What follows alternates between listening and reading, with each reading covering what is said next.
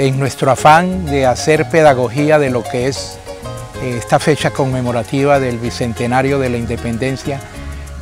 y haciendo gala de un reconocimiento a la línea del tiempo en un viaje a la memoria y siendo consecutivos con nuestra primera emisión, debiéramos remitirnos a la fecha de 1813 y 1814, años previos a la gesta libertadora que se fraguó en Mantecal. Hay que decir que en 1813 Simón Bolívar es recibido en Caracas con todos los honores, con una salva de vítores, con cañonazos, por cuanto venía de ganar lo que ellos llamaron la campaña admirable. En Caracas toda la sociedad, los mantuanos, la gente del pueblo y sobre todo sus allegados participaron de esta fiesta patria que señalaba un derrotero en el camino de lograr la independencia de las Américas. En ese momento Bolívar conoce a una chiquilla muy bella de 14 damas que salen a hacerle una calle de honor y que se llamaba Pepita Machado. ¿Por qué mencionamos a Pepita Machado? Por la significación que tuvo en la vida del Libertador, en un corto tiempo de la vida del Libertador, pero que significó bastante, lo caló muy hondo. Hablando en términos llaneros, se tragó de Pepita Machado y esto casi nadie lo sabe o nadie le ha concedido la importancia. Pero esta mujer en la vida de Bolívar, como tantas otras, Bolívar tuvo una fama de Don Juan que se extendió por todas las partes donde él, en Quito, conquistó a Manuelita Sáenz, en Caracas a Josefa Machado, que le decían Pepita Machado, Doña Pepa, que era una mujer muy linda. Vivió enamorado todo el tiempo de su prima Fanny de Villiers. También se le aplica a él el entusiasmo que tuvo sentimental con una de las Hinojosas, que se disputó con Santander a las hermanas Hinojosa. Todas esas mujeres influyeron mucho en Bolívar, pero Pepita Machado, ¿por qué la traigo a cuento, a colación? Porque aparece en la vida de Simón Bolívar en 1814. Era una muchachita y Bolívar ya era un hombre pues, que estaba en plenitud de su vida. Y Pepita Machado influyó grandemente en el entusiasmo y en la forma de proceder de Simón Bolívar. Hay que decir que Simón Bolívar era de un temperamento recio, muy dado a la supersapiencia, a la autosuficiencia y casi nunca aceptaba insinuaciones, consejos. Pero Pepita Machado, además de linda, era una mujer con un carácter y un temperamento muy dado de esas mujeres criollas. Y llegó al punto de que hicieron un romance que fue en ese momento criticado, comentado por toda la sociedad caraqueña, por la tropa y por todos los seguidores de Simón Bolívar en todos los lugares que asistía, porque dicen que el poder de Pepita Machado llegó al extremo de que ella era la que recomendaba los ascensos, la designación de los cargos, la ruta por donde era supremamente, ¿cómo se llama?, imponente sobre Bolívar. Pepita Machado, luego de la reconquista española, ella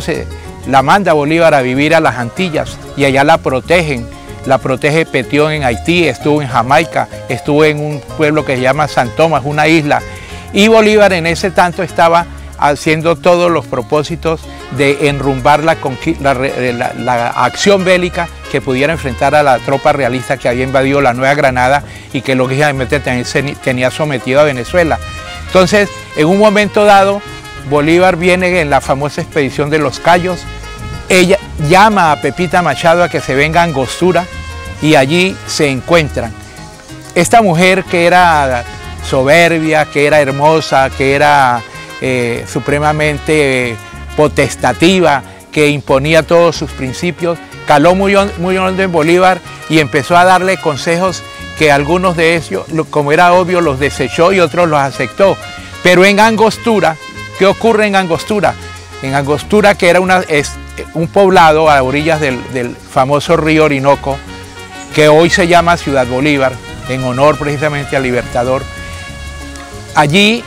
él empieza a fraguar unas ideas que debe traducir en el Congreso de Diputados que debía celebrarse en esa ciudad. Y efectivamente, en los últimos días del año 1818, empieza a fraguar un borrador de lo que iba a ser el famoso discurso de Angostura. Los que hemos hecho alguna aproximación a la ideología bolivariana, entendemos que hay documentos muy importantes en los cuales Bolívar plasmó su ideología, su sentimiento americanista, sus criterios de la libertad, de la autonomía de los pueblos, una serie de conceptos que eran novedosos para nosotros los criollos, pero que tenían su trasunto en la formación académica y en el conocimiento y las vivencias que había tenido en Europa. Allá había estado en las altas cortes, había compartido con ideólogos de la revolución, conoció a Napoleón, a Humboldt, estaba muy bien informado y conocía todas lo que eran las doctrinas de la Revolución Francesa. Además estaba apoyado en el conocimiento que tenía también de cómo la emancipación en Estados Unidos, estaba basado en los enciclopedistas, tenía las teorías de Montesquieu y de Robespierre, y precisamente él, que conocía cómo era la conformación del Estado que habían fraguado a partir de la Revolución Francesa, él decide que en ese documento debía plasmar lo que era la realidad de América. Y así lo hizo. En los últimos días de 1818 escribe el borrador del famoso discurso de Angostura, y luego de hacer la convocatoria para que los diputados asistieran a esta reunión, el 15 de febrero de 1819, hace 200 años, ¿cierto?, lanza ante toda la tropa, la oficialidad, los invitados especiales, los congresistas, su famosa proclama. Es un discurso de un contenido muy profundo, porque tiene ideología sociológica, tiene aspectos antropológicos, conceptos políticos muy profundos, contenido militar, pero sobre todo una visión muy grande de lo que era América en ese momento y lo que debía ser, cómo debía ser la conducta de los pueblos. Los criterios plasmados en el discurso de Angostura de Bolívar sobre la libertad y la democracia pues siguen siendo vigentes. Era un hombre visionario con una perspectiva supremamente grande, y ese discurso, que duró aproximadamente una hora, tuvo un contenido muy hondo. ¿Por qué? Porque empezó a reverdecer en toda su tropa y en todo el populacho que lo estaba siguiendo un sentimiento de libertad de lo que debía ser la Nueva Granada y la Capitanía de Venezuela. Hay que decir también lo siguiente: Bolívar en ese momento estaba amparado en todas las hazañas que se habían estado haciendo en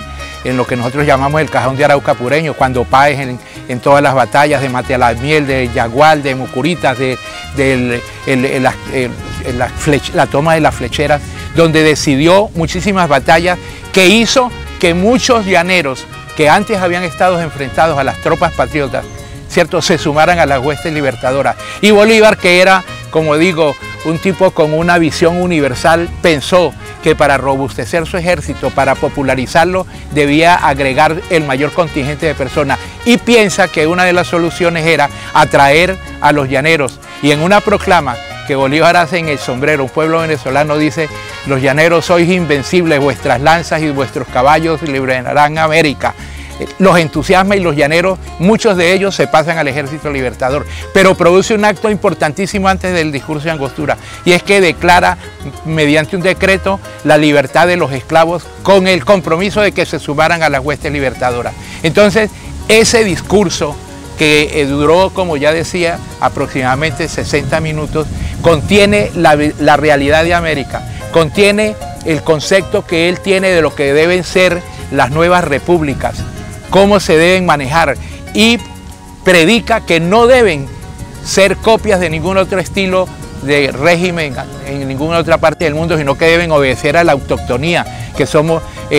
americanos, que tenemos unos propios principios, unos valores, y él invoca esto, lo explota de una manera muy inteligente, pero a eso le agrega conceptos novedosos sobre la educación, sobre el poder público. Determina que para que haya prosperidad en el ejercicio de mando debe ampararse en que el poder ejecutivo debe ser sobresaliente sobre los otros, y además de los tres poderes que él señala, el ejecutivo, el legislativo y el judicial, él propone una cosa novedosa en ese momento, que era el poder moral.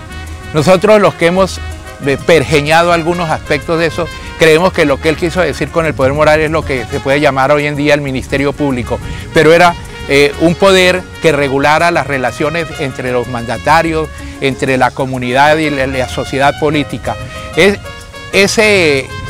mandato que él da en ese discurso pues es muy bien recibido, y él asume un acto bastante intrépido,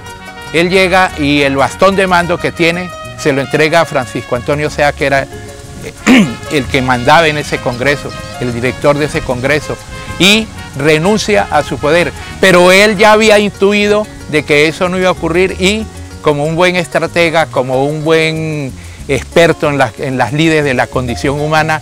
él sabe que va a ocurrir lo que él ya había previsto y le devuelven el mando, le devuelven el poder y entonces Bolívar asume con entusiasmo lo que se genera después, tres meses después, que es el emprendimiento de la gesta libertadora, ¿cierto? Desde Mantecal, aldea de 70, que es un pueblito que desapareció también del mapa, no sabemos si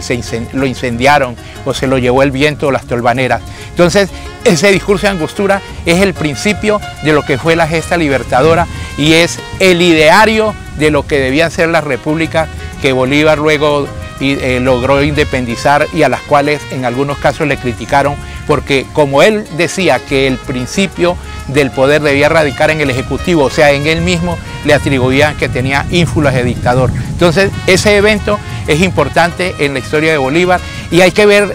de nuevo repito, la influencia de Pepita, porque dicen algunos biógrafos que Bolívar tenía una tendencia suicida. Y en un pueblito venezolano de Ocumare dicen que Bolívar, después de las derrotas, por ejemplo, la que le infringieron en La Puerta, allá los llaneros le ganaron a las tropas patriotas en España, Bolívar intentó suicidarse y Pepita Machado lo salvó de eso, pues dándole la posibilidad de que nosotros lográramos la independencia. Así como Pepita fue influyente también para que se perdiera una batalla y la independencia de América hubiera podido estar supeditada a una noche de placer y de pasión.